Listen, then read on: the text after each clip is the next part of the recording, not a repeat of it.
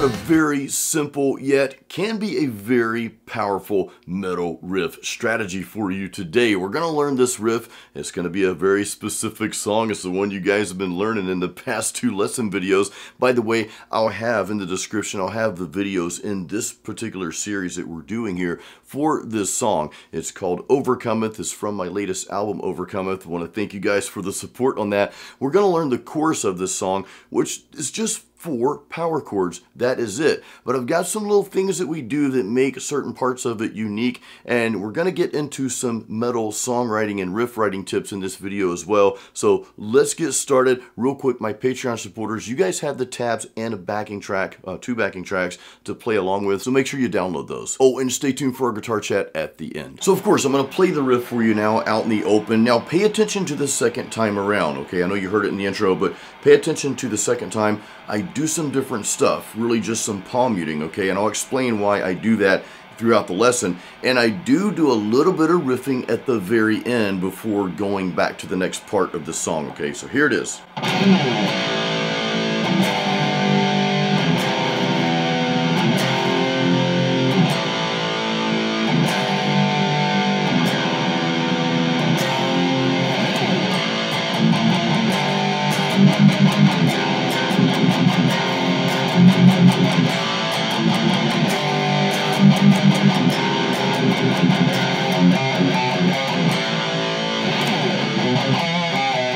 We're in the key of A minor here, so we're just playing an A power chord followed by a G power chord. We've got a variation of an E power chord, then we go to the F power chord. So that's it, okay? I'm going to call the chords out. I'll have them up on the screen here. So A power chord, G,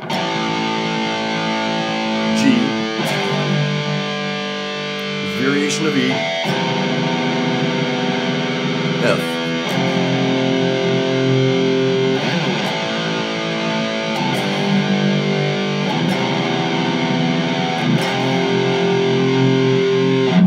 So I'm not going to go over each individual power chord. You guys know what a power chord is. It's that first note that you're playing, and it's followed by what's called the 5th note. That makes up the power chord. I've got a lesson on just power chords. If you're brand new, go check that out and then come back and watch this lesson. That'll explain power chords a little bit better.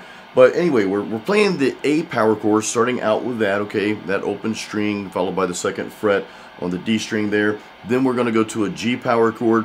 Now I say a variation of the E power chord. Your normal E power chord is going to be what I'm going to play right now, but I'm going to follow that by what I'm playing in the song that you're learning here, okay? So listen to the differences.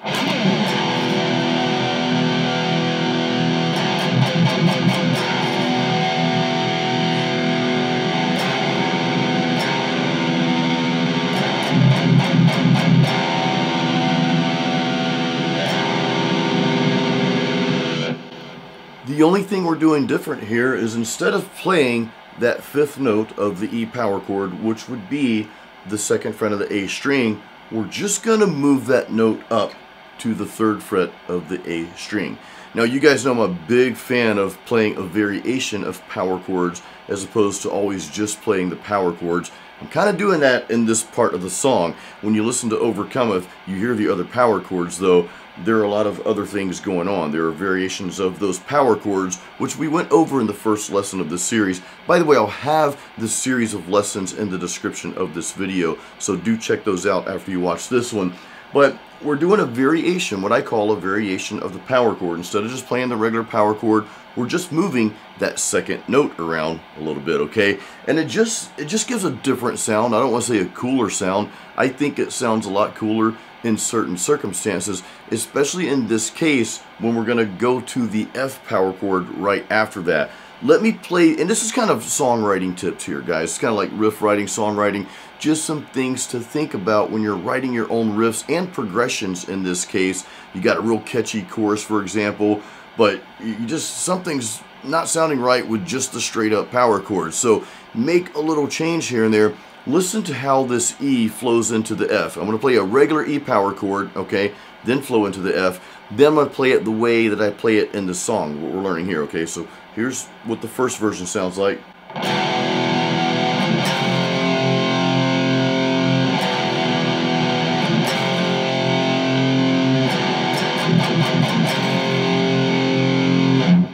Now that sounds cool. Sounds really cool actually, but listen to this. This is the way I'm playing it in this particular song.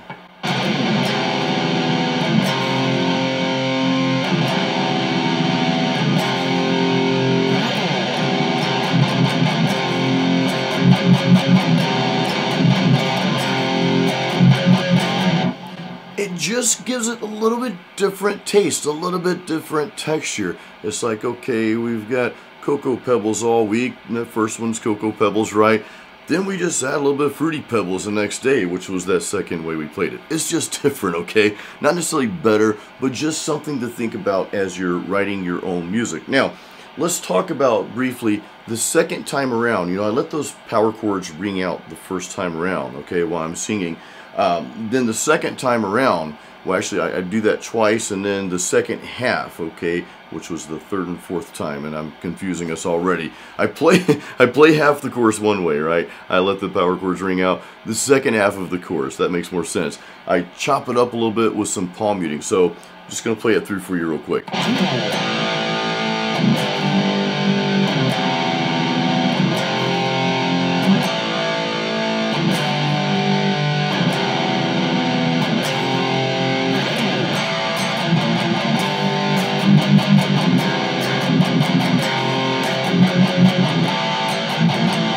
Okay, you get the idea. Same progression, but I just start chopping it up with the palm muting. Now, let's back up 1 second. There's one little thing that you might be asking yourself right now. It's like, wait a minute, Jason, you did something a little different as you're changing the chords. You did something a little different. So what I'm doing, listen to this, going back to letting the power chords ring out here.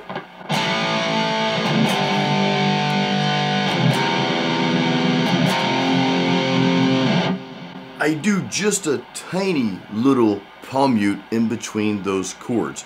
Now, the reason I do this in this particular song is because it makes it a little bit easier for me to sing it. This is another songwriting tip for those of you who write your own music, especially if you're singing and playing guitar. You want to make sure that you can do that. And it's not that you can't learn to do that, right? For example, let's say you write some kind of complicated riff, and this is by no means complicated, but you write some complicated riff and then you start singing lyrics and you're like, oh man, I can't sing and play this at the same time. What I do personally, guys, I'm not saying this is the right or wrong way, it's just what I do, I'm just sharing it with you, is I'll revisit that to make sure I play it in a way that I can play it and sing it easily at the same time. I'm not trying to break any, world-class records of playing the most difficult riff and singing at the same time. Look, I admire people that can do that. I love Dave Mustaine. I mean, he's got some complex rhythms going on there, and he's singing at the same time. Same with Hetfield. If you've ever tried to play the song Blackened and sing that at the same time, it's like, oh wait, this is kind of tough. Some people can pull it off easy, right? Some people just kind of have that. I'm not one of those people, so I'm always careful. And I've messed up in the past. My album Masterpiece, I learned later that I had a tough time singing and playing a couple parts of certain songs because I recorded the tracks first, right? Recorded the music, got that down, then went back and recorded the vocals to it. I know I've shared this story before, and I'm like, oh crap. So this album, and again, this is just some songwriting tips. This really wasn't going to be part of the lesson, but hey, that's what we do on my channel here. We kind of go down these little rabbit trails, and I hope these tips help you. I hope they give you some things to think about as you're writing music, because let me tell you, there's nothing more frustrating than you got this killer riff, man, and you wrote it, you record it, then you go back in the studio and record vocals to it. Then later you're like, okay, it's time to play it live, and you're like, oh man. And sometimes you have to change things around a little bit, okay? So little things like this.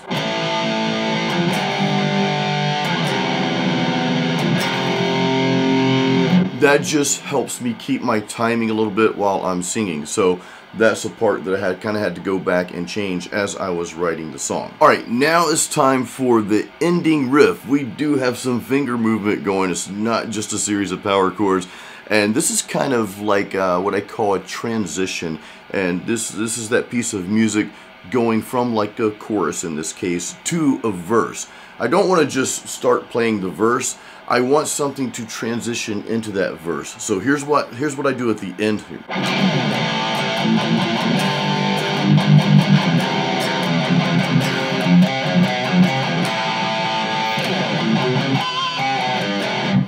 and then it changes keys at that point. It goes back to the verse during, you know, after the first chorus, goes back into the second verse, which is in the key of E minor. In any case, though, the power chord, the F power chord that we're playing here, all I'm doing,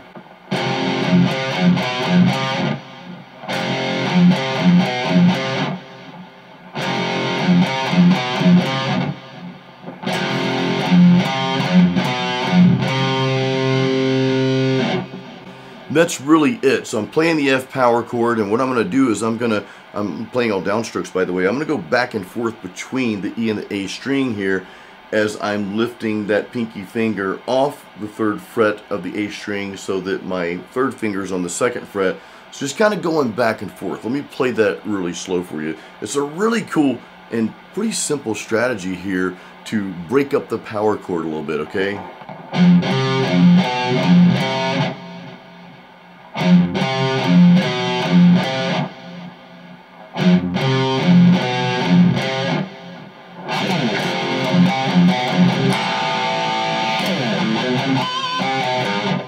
Now that last little riff, and that's a very common riff, you probably hear that or hear something similar to it in a lot of metal songs, right? We go to that A power chord, and it's just kind of a little walk up and then walk back down, and it's pretty simple, just a little series of notes to kind of break things up a little bit.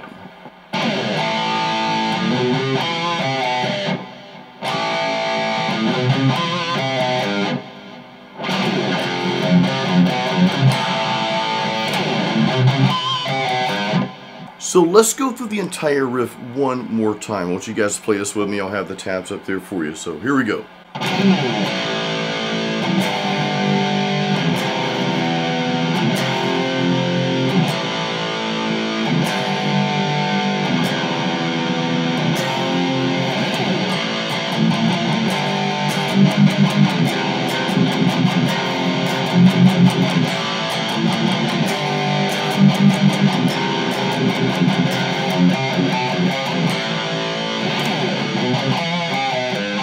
Guys, it's time for our guitar chat, but real quick, if you do not have my free practice guide, Metal Riffs and Licks, grab a copy of that. There's a link in the description of this video. That guide has literally helped thousands of guitar players. If you already have my free practice guide, check out my online guitar courses. I've got Metal Riff Master out there that has over 80 new metal riffs for you to learn. They're not all in the same key, and you're going to learn a lot of techniques and strategies in there for both riff writing, playing riffs, and of course songwriting as well. There's a bonus module in that course on metal songwriting. Now if you're just starting out, grab my course called Metal Guitar Apprentice. That's going to go over the fundamentals of metal guitar, and it's a great course to take if you're just coming back after a long break from guitar. This will help you get those basics back down. I know I've harped on this in many videos, but I want to say it again.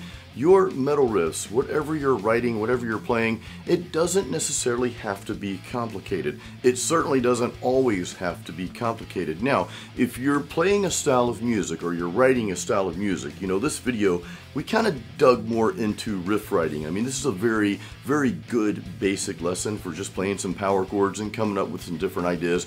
But more so, and I really want you guys to grasp this, we went a little bit deeper into the thought behind riff writing and the thought behind songwriting.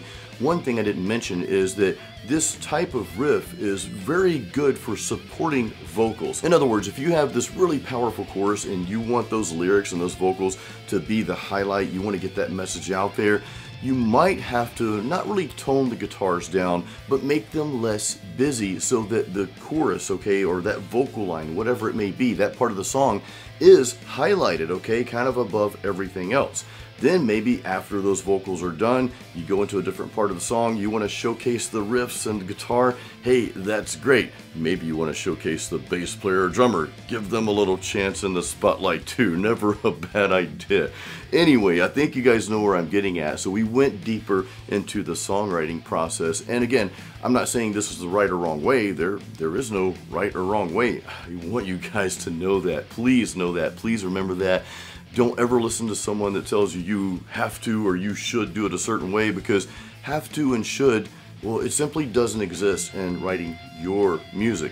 You need to like it. You need to have your own obsession with your own music, okay? And I know I'm talking to mainly those who do write their own music. If you don't write your own music, man, I encourage you so much to start writing your own riffs. A good way to do that is to take a riff like this one that we learned in this video here, Overcometh, the chorus, pretty simple. Start adding your own flavor to it. Add some notes, maybe take away some notes, maybe play it in an entirely different key. See what you can come up with and see where you can take it, and then now you're on the path to not just playing guitar, but you are creating music, and that's a beautiful thing.